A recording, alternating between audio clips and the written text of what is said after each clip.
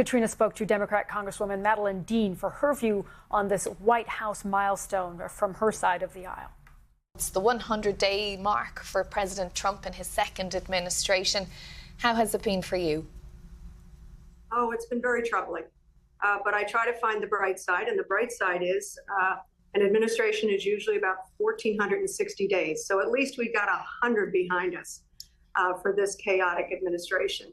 It has been so difficult for my constituents, the uncertainty, the chaos, whether it is they're worried about their own price of goods, they're worried about their jobs, some of them government employees, they're worried about research being done around diseases that their families are struggling with, and they're worried about their savings, what has happened to the market as a result of the Trump tariffs, the Trump taxes.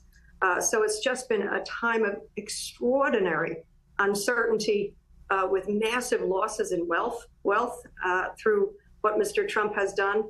And I also want to say that globally, it's been so chaotic. I just came back from a trip with the leader, Hakeem Jeffries, and we were in the UK, we were in the Middle East, Jordan and Israel, and we were in Denmark and then came home.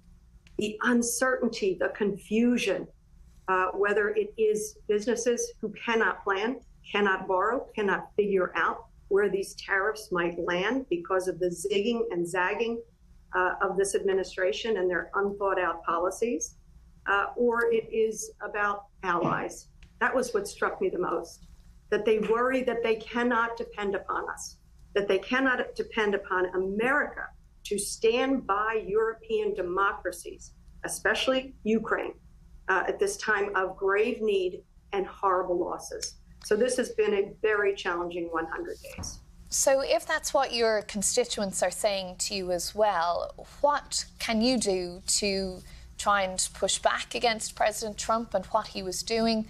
Many people would say that the Democratic Party are not standing up for those beliefs from your constituents there. Well, Katrina, I'm glad you asked that. I have to tell you there's been a dramatic shift that I do want to report to you. I will say to you, right after January 20th, many of my constituents were calling, they were mad that this is what the outcome of the election brought to them, this scary time of such uncertainty. But there's been a real shift. And I can tell you how I can test that shift. I've had 3 town halls in the course of this 100 days. One, I had telephone town hall 2 weeks in. The anxiety off the charts, 9,000 of my constituents on the phone. I had another one a couple of weeks later, 4,500 on a hybrid town hall. And now, just a week and a half ago, an in-person town hall. Standing room only, more than 500 of my constituents. Some waited 3 hours in line just to be there. What it shows me is less about Democrats and our brand. It shows me unbelievable patriots, engaged citizens, no longer condemning Democrats and our brand, saying, what can we do? That's been the shift. But what is the answer to that question, Congresswoman? I mean, people coming to meetings and expressing how upset and angry they are. I mean, you know, we know that about this country, essentially. It's very polarised. But what is the answer to the question you're being asked about what do you do? What I have said is I've sort of outlined what I call the 4 C's.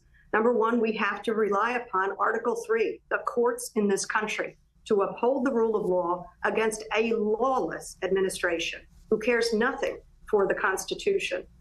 Number 2, it is in Congress. We are holding oversight hearings when the majority won't hold them. We just had a hearing in Appropriations about the massive cuts to health and human services that are threatened and some that are already in place. So we can continue to do oversight and our part. Number 3, it is citizen engagement, as I said, like I have never seen since perhaps the Vietnam War. So citizen engagement is so important, and they are now talking about the Constitution and their fear for the rule of law being destroyed by this administration. But the 4th C is this. We have to call out the appalling silence of Republican members of Congress who are going along with this president and the lawlessness, the cruelty. Let's just point out what this is. I hold them to account. It was Martin Luther King who said he worried more about the appalling silence of good people. So that's what I'm going to do. And I encourage my constituents to do that.